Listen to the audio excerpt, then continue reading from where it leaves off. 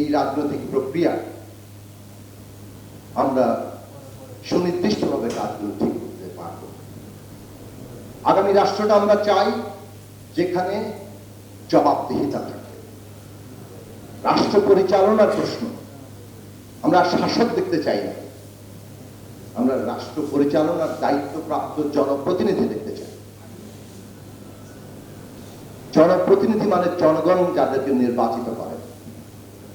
হাজার বছর ধরে সেই ম্যাগনা কার্টা থেকে গণতন্ত্রের যে রূপ, তার যে মৌলিক মর্মবস্তু দাঁড়িয়েছে, এখন পর্যন্ত যেটা টিকিয়ে আছে, সেটার মূল কথাটা এই যে সরকার জনগণ নির্বাচন করে, এবং যে জনগণ সরকারকে প্রতিনিধি আকারে নির্বাচন করে তারা কখনোই জনগণের চাইতে অধিকতর ক্ষমতাশালী হতে পারবে না। তারা জনগণের কাছে জবাবদিহিতা করতে বাধ্য।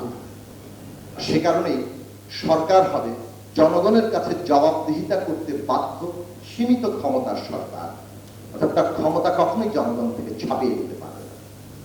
এই মর্মবস্তুর অর্থ হচ্ছে জবাবদিহিতা, আর সেই জবাবদিহিতা নিশ্চিত করতে হলে প্রয়োজন হচ্ছে ক্ষমতার ভারসাম্য। আমাদের দলের দিক থেকে, আমাদের মঞ্চের দিক থেকে আমরা 14 দফা সংস্কার প্রস্তাব, 7টি প্রস্তাব সুস্পষ্টভাবে রাষ্ট্র কাঠামোগত, 7টি প্রস্তাব আর্থসামাজিক। কেননা কেবলমাত্র রাষ্ট্র আর আইনের পরিবর্তন নিজে নিজেই সবকিছু নিশ্চিত করে। রাষ্ট্র আর আইন হচ্ছে সমাজের প্রকৃত সম্পর্কের ফল, তারই একটা আইনি প্রকাশ।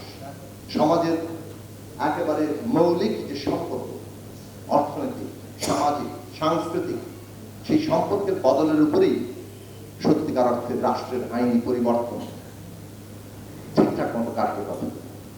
দুইয়ের বৈপরীত্য খুব কার্যকর হবে না।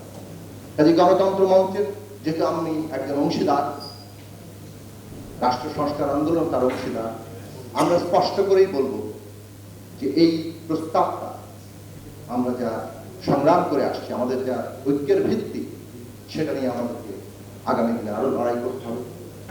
সকল রাজনৈতিক শক্তি, সকল স্টেক হোল্ডারের সাথে আলোচনায় করতে হবে এবং সেই নতুন বন্দোবস্তে আমাদেরকে পৌঁছাতে হবে।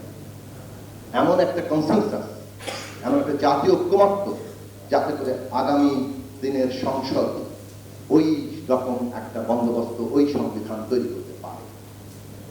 তার বাধ্যতা করা, সেটাকে বাস্তবায়ন করার রাজনৈতিক শক্তিটাও দরকার।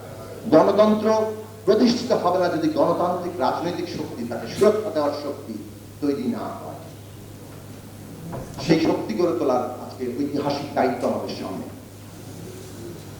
আমরা সেই কাজে সকলেই হাতে হাত মিলিয়ে এগিয়ে যাব, সে আশা রেখে রাষ্ট্র সংস্কার আন্দোলনকে আবার ধন্যবাদ জানাই। আমি